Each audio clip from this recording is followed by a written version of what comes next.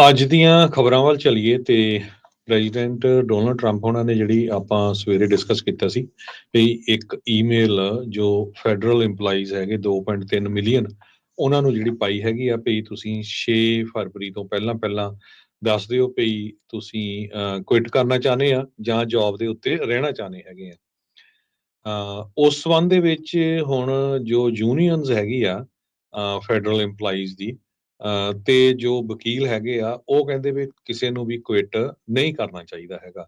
ਸੋ ਜਿਹੜੀ offer Trump administration ਵੱਲੋਂ ਦਿੱਤੀ ਗਈ ਆ ਵੀ ਉਸ ਨੂੰ ਇਗਨੋਰ ਕਰੋ। ਕਹਿੰਦੇ ਵੀ the fourth thing is not buy out.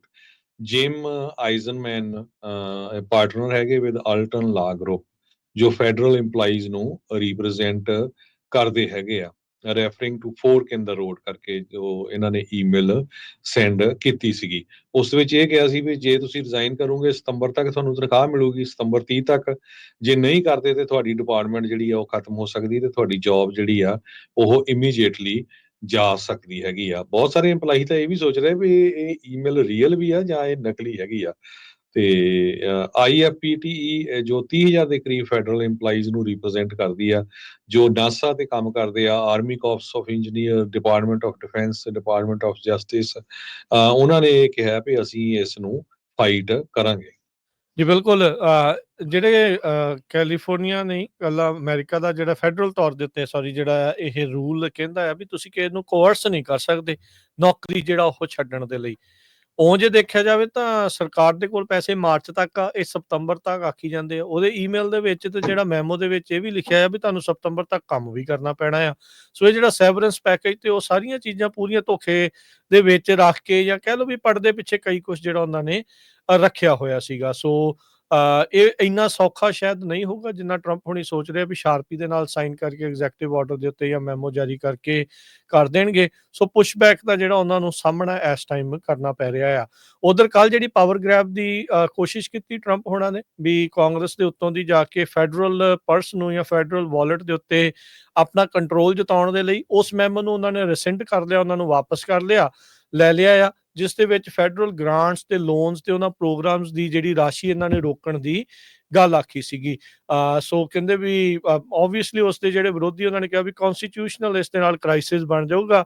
ਇਹੀ ਨਹੀਂ, ਲੱਖਾਂ ਹੀ ਜਿਹੜੇ ਅਮਰੀਕਨਸ ਆ ਉਹਨਾਂ ਦੀ ਜਾਨ ਨੂੰ ਵੀ ਇਸ ਦੇ ਨਾਲ ਖਤਰਾ ਹੋ ਸਕਦਾ ਕਿਉਂਕਿ ਇੰਸ਼ੋਰੈਂਸ ਤੇ ਹੋਰ ਬਹੁਤ ਸਾਰੇ ਜਿਹੜੇ ਪ੍ਰੋਗਰਾਮਸ ਆ ਉਹ ਫੈਡਰਲ ਫੰਡਸ ਦੇ ਨਾਲ ਜਿਹੜੇ ਉਹ ਚੱਲਦੇ ਹੈਗੇ ਆ। ਸੋ ਅਦਾਲਤਾਂ ਦੇ ਵਿੱਚ ਕਾਫੀ ਸਮਾਂ ਜਿਹੜਾ ਉਹ ਗੁਜ਼ਰੇਗਾ ਟਰੰਪ ਹੋਣਾ ਦੇ ਪ੍ਰਸ਼ਾਸਨ ਦਾ। ਟਰੰਪ ਹੋਣਾ ਦਾ ਡਿਪਾਰਟਮੈਂਟ ਆਫ ਜਸਟਿਸ ਕਾਫੀ ਇਸ ਮਾਮਲੇ ਦੇ ਵਿੱਚ ਬਿਜ਼ੀ ਜਿਹੜਾ ਉਹ ਰਹਿਣ ਵਾਲਾ ਆ। ਤੇ ਖਾਸ ਕਰਕੇ ਜਿਹੜੇ ਲੈਫਟ ਵਾਲੇ ਜਾਂ ਡੈਮੋਕ੍ਰੇਟ ਜਿਹੜੇ ਅਟਰਨੀ ਜਨਰਲਸ ਹੋਣਗੇ ਵੱਖ-ਵੱਖ ਸੂਬਿਆਂ ਦੇ, ਉਹ ਇਦਾਂ ਦੇ ਕਾਨੂੰਨਾਂ ਦੇ ਉਲਟ ਆਪਣੀ ਜਿਹੜੀ ਆ ਉਹ ਕਾਰਵਾਈ ਪਾਉਂਦੇ ਰਹਿਣਗੇ। ਜਿਸ ਤਰੀਕੇ ਦੇ ਨਾਲ ਆਪਾਂ ਬਾਈਡਨ ਹੋਣਾ ਦੇ ਬਹੁਤ ਸਾਰੇ ਕੰਮਾਂ ਦੇ ਵਿੱਚ ਦੇਖਿਆ ਸੀਗਾ ਵੀ ਜਿਹੜੇ ਰਾਈਟ ਵਾਲੇ ਆ ਜਾਂ ਰੈੱਡ ਸਟੇਟਸ ਵਾਲੇ ਜਿਹੜੇ ਅਟਰਨੀ ਜਨਰਲਸ ਆ ਉਹ ਅਦਾਲਤ ਵਿੱਚ ਲਈ ਜਾਂਦੇ ਸੀਗੇ। ਪਰ ਜਿਹੜਾ ਹਰਜੋਤ ਸਿੰਘ ਜੀ ਅੱਜ ਜਿਹੜਾ ਪਹਿਲਾ ਐਗਜ਼ੈਕਟਿਵ ਆਰਡਰਸ ਤਾਂ ਟਰੰਪ ਹੋਣਾ ਨੇ ਬਹੁਤ ਜ਼ਿਆਦਾ ਸਾਈਨ ਕਰਤੇ, ਪਰ ਪਹਿਲਾ ਕਾਨੂੰਨ ਜਿਹੜਾ ਆ ਉਹਨਾਂ ਨੇ ਅੱਜ ਸਾਈਨ ਕੀਤਾ ਹੈਗਾ ਲਿੰਕਨ ਰਾਇਲੀ ਐਕਟ। ਟਰੰਪ ਹੋਣਾ ਨੇ ਉਸ ਨੂੰ ਸਾਈਨ ਕਰਕੇ ਕਾਨੂੰਨ ਦਾ ਰੂਪ ਦੇ ਦਿੱਤਾ ਹੈਗਾ ਆ। ਪਿਛਲੀ ਵਾਰ ਵੀ ਜਦੋਂ ਆਪਾਂ ਇਸ ਦੇ ਬਾਬਤ ਗੱਲ ਕਰ ਰਹੇ ਸੀ ਤਾਂ ਇਹੀ ਦੇਖਿਆ ਜਾ ਰਿਹਾ ਸੀ ਵੀ ਜਿਸ ਸਮੇਂ ਦੇ ਉੱਤੇ ਇਸ ਲਿੰਕਨ ਰਾਇਲੀ ਐਕਟ ਨੂੰ ਹਾਊਸ ਦੇ ਵਿੱਚ ਸੈਨੇਟ ਦੇ ਵਿੱਚ ਪਾਸ ਕੀਤਾ ਗਿਆ ਆ, ਉਹ ਇਵੈਂਚੁਅਲੀ ਟਰੰਪ ਹੋਣਾ ਦੇ ਕੋਲ ਆ ਸਕਦਾ ਆ ਸਾਈਨ ਕਰਨ ਦੇ ਲਈ। ਤੇ ਆਪਣੇ ਦੂਜੇ ਕਾਰਜਕਾਲ ਦਾ ਪਹਿਲਾ ਬਿੱਲ ਇਹਨਾਂ ਨੇ ਲਿੰਕਨ ਰਾਇਲੀ ਐਕਟ ਕੀਤਾ ਆ। ਜਾਰਜੀਆ ਦੀ ਨਰਸਿੰਗ ਸਟੂਡੈਂਟ ਲਿੰਕਨ ਰਾਇਲੀ ਦੇ ਨਾਮ ਦੇ ਉੱਤੇ ਇਸ ਕਾਨੂੰਨ ਦਾ ਨਾਮ ਰੱਖਿਆ ਗਿਆ ਸੀ। ਵੈਨੇਜ਼ੁਏਲਾ ਤੋਂ ਆਇਆ ਹੋਇਆ ਇੱਕ ਗੈਰ ਕਾਨੂੰਨੀ ਤੌਰ ਦੇ ਉੱਤੇ ਰਹਿ ਰਿਹਾ ਅਮਰੀਕਾ ਦੇ ਵਿੱਚ ਬੰਦਾ, ਉਸ ਨੇ ਇਸ ਨੂੰ ਕਿਡਨੈਪ ਕਰਕੇ ਬਾਅਦ ਦੇ ਵਿੱਚ ਕਤਲ ਕਰ ਦਿੱਤਾ ਸੀਗਾ। ਇਵੈਂਚੁਅਲੀ ਲਿੰਕਨ ਰਾਇਲੀ ਐਕਟ ਦੇ ਵਿੱਚ ਬਹੁਤ ਸਾਰੇ ਜਿਹੜੇ ਡੈਮੋਕ੍ਰੇਟਸ ਆ ਉਹਨਾਂ ਨੇ ਵੀ ਸਾਥ ਦਿੱਤਾ। ਸੋ ਬਾਈਪਾਰਟੀਜ਼ਨ ਸਪੋਰਟ ਦੇ ਨਾਲ ਲਿੰਕਨ ਰਾਇਲੀ ਐਕਟ ਜਿਹੜਾ ਉਹ ਪਾਸ ਹੋਇਆ ਆ। ਇਸ ਬਿੱਲ ਦੇ ਵਿੱਚ ਜੇ ਦੇਖਿਆ ਜਾਵੇ ਤਾਂ ਹੁਣ ਜਿਹੜਾ ਵੀ ਕੋਈ ਗੈਰ ਕਾਨੂੰਨੀ ਤੌਰ ਦੇ ਉੱਤੇ ਇੱਥੇ ਅਮਰੀਕਾ ਦੇ ਵਿੱਚ ਰਹਿ ਰਿਹਾ ਆ, ਜੇ ਉਸਨੇ ਚਾਹੇ ਕੋਈ ਵੱਡਾ ਅਪਰਾਧ ਕੀਤਾ ਆ ਤੇ ਚਾਹੇ ਛੋਟਾ ਅਪਰਾਧ ਕੋਈ ਕੀਤਾ, ਸ਼ਾਪਲਿਫਟਿੰਗ ਕੀਤੀ ਆ, ਬਰਗਲਰੀ ਕੀਤੀ ਆ, ਕੋਈ ਵੀ ਇਦਾਂ ਦਾ ਕੰਮ ਜਿਹੜਾ ਉਹ ਚਾਰਜ ਉਹਦੇ ਵਿੱਚ ਹੋਇਆ ਆ ਜਾਂ ਚਾਰਜ ਕਨਵਿਕਟ ਹੋਇਆ ਆ, ਤਾਂ ਉਸ ਨੂੰ ਫੜ ਕੇ ਨਾਲ ਦੇ ਨਾਲ ਡਿਪੋਰਟ ਕੀਤਾ ਜਾ ਸਕਦਾ ਆ। ਸੋ ਡੈਪੋਟੇਸ਼ਨ ਦੇ ਜਿਹੜੇ ਕ੍ਰੈਕਡਾਊਨ ਦੇ ਵਿੱਚ ਲਿੰਕਨ ਰਾਇਲੀ ਐਕਟ ਉਹਨਾਂ ਦੇ ਲਈ ਇੱਕ ਬਹੁਤ ਹੀ ਵੱਡਾ ਹਥਿਆਰ ਜਿਹੜਾ ਉਹ ਸਾਬਤ ਹੋਣ ਵਾਲਾ ਆ।